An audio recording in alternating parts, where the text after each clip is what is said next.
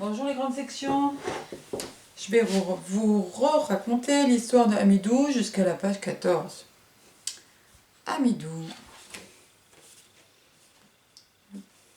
Amidou se regarde dans le ruisseau ou la rivière et il a une mauvaise idée qui lui traverse l'esprit. Comme les mauvaises herbes, ça a poussé dans sa tête depuis quelques jours.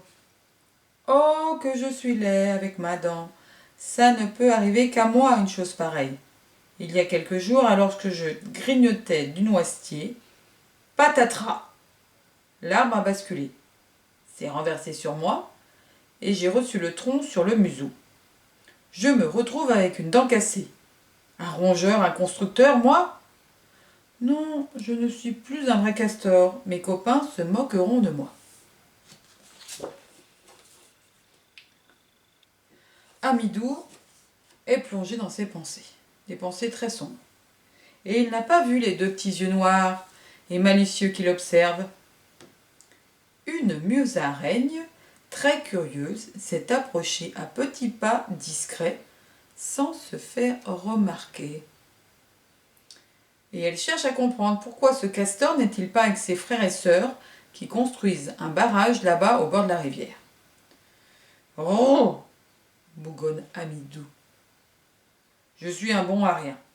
La musaraigne dresse ses petites oreilles, penche son museau vers la droite, puis vers la gauche, pour mieux observer le grognon. Il a l'air si malheureux. La petite musaraigne contourne le castor et se poste devant lui. Avec ta dent, tu t'es déguisé en brigand des grands chemins, plaisante-t-elle pour détendre l'atmosphère. Amidou n'a pas envie de rire. Il laisse échapper un sifflement. Pfff! Et il se secoue, il s'ébroue. La musaraigne tente une nouvelle approche. Tu as l'air bien triste, chuchote-t-elle, gênée d'avoir plaisanté. Qu'est-ce qui ne va pas? Je viche-moi la paix, bougonne Amidou. Je vais très bien. De toute manière, tu ne peux pas comprendre. Plout! Les deux animaux tendent l'oreille. Ils lèvent la tête. Un jeune écureuil s'est posé sur une branche. Impatient, il les interpelle. Arrêtez de vous disputer, grand nigo. Venez avec moi, là-bas, au bord de la rivière. Deux castors sont prisonniers. Le courant est si fort que leur barrage a été anéanti sous les eaux. Il faut les aider à s'en sortir. Et vite! Pour la musaraigne, la solution est vite trouvée. Amidou, tu vas leur venir en aide, toi qui sais ronger les gros troncs d'arbres et transporter des branches. Viens, vite, on t'accompagne. Non, je n'y arriverai pas. Je ne suis pas un vrai castor, encore moins un brigand des grands chemins. Je ne suis qu'un castor raté, avec une dent cassée. Ce n'est pas le moment de penser à tes petites misères, c'est le moment d'agir, lance l'écureuil. Non, je n'en suis pas capable. Toc, toc, toc. Toc, toc, toc.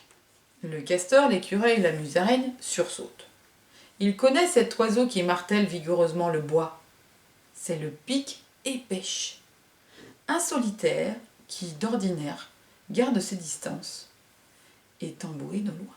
Mais aujourd'hui, il choisit de se poser tout près. Toc, toc, toc. À l'aide! Des castors sont pris au piège près de la rivière. Il faut les délivrer avant qu'il ne soit trop tard. Quelques secondes s'égrènent sans que personne n'ose parler. Viens, castor, ce n'est plus le moment de te lamenter. Allez-y sans moi. Vous y arriverez très bien, j'en suis sûre. Non, mais moi je suis trop petite pour y aller seule, lance la musaraigne. C'est vrai, je peux me faufiler un peu partout, mais je n'ai pas assez de force pour les délivrer. Et avec ma petite taille, je risque toujours de me faire écraser. Et toi, l'écureuil, tu peux y arriver? Moi, je suis agile, c'est vrai, répond l'écureuil, mais je n'aime pas beaucoup l'eau. D'ailleurs, je ne sais pas nager. Ne me demandez pas d'y aller tout seul, intervient le pic. Moi, je tiens à rester camouflé. Je ne suis pas comme les canards qui se laissent glisser sur l'eau, à la vue de tout le monde. On y va tous ensemble. Un point, c'est tout. Amidou hésite, puis finit par se laisser convaincre. « Bon, d'accord, marmonne-t-il entre ses dents. On y va. » Quel désastre! Arrivés sur la berge, les 4 compagnons découvrent un spectacle effrayant. Le barrage s'est effondré. Les castors sont prisonniers des branches. Amidou n'en croit pas ses yeux. Là, sous l'amas de branches, il reconnaît sa sœur et son frère qui crient pour les réclamer de l'aide. Cette fois-ci, il a oublié sa dent cassée, et il retrouve toute son énergie. « Vite, suivez-moi » ordonne Amidou qui prend la tête du sauvetage. « Oh, hiss! Oh, hiss! Oh, hiss !» Il leur faut de l'énergie pour emmener le radeau jusqu'au bord de la rivière. C'est le castor qui l'a construit avant d'avoir sa dent cassée. Il vous laisse y reposer tout en se laissant dériver jusqu'à la cascade un peu plus bas.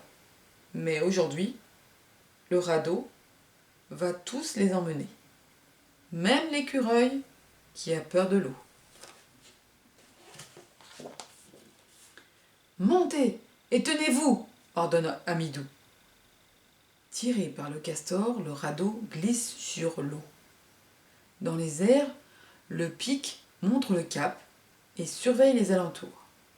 Installés tant bien que mal sur les troncs de bouleaux, la musaraigne et l'écureuil ne sont pas vraiment rassurés, mais ils veulent faire confiance à leur nouvel ami. « Oh, Amidou, aide-nous à sortir de là !» soupire le frère prisonnier. « Regarde si tu peux ronger cette petite branche qui barre le passage. » « Mais je n'arrive pas à l'attraper, je suis trop court pour descendre dans ce trou. » La musaraigne s'est approchée. « Je peux sans doute vous aider, dit-elle. » La musaraigne se faufile entre les branches et se fraye un passage. Bientôt la petite boule de poils disparaît complètement. Sur le radeau, les autres retiennent leur respiration pour mieux entendre ce qui se passe sous cet amas de bois. La musaraigne travaille sans relâche.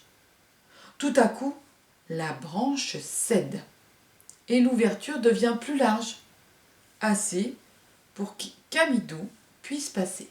« Sors, c'est à moi maintenant de travailler. » Le castor n'a jamais rongé du bois aussi vite. En quelques secondes, les 2 prisonniers ont assez de place pour sortir. Mais rien à faire. À chaque fois, le frère d'Amidou perd l'équilibre et retombe en arrière. Tout à coup, l'écureuil a une idée. Il en oublie sa peur de l'eau. « Accroche-toi à mon panache, lui dit-il timidement. Aussitôt dit, aussitôt fait. De ses 2 pattes avant, le jeune castor se retient de toutes ses forces à la queue de l'écureuil. Il est lourd, mais l'écureuil tient bon. Et hop! Ouf! Ils sont délivrés! Soulagés, tous les 6 se regardent sans rien dire. Le léger clapotis des vagues les ramène lentement vers la berge.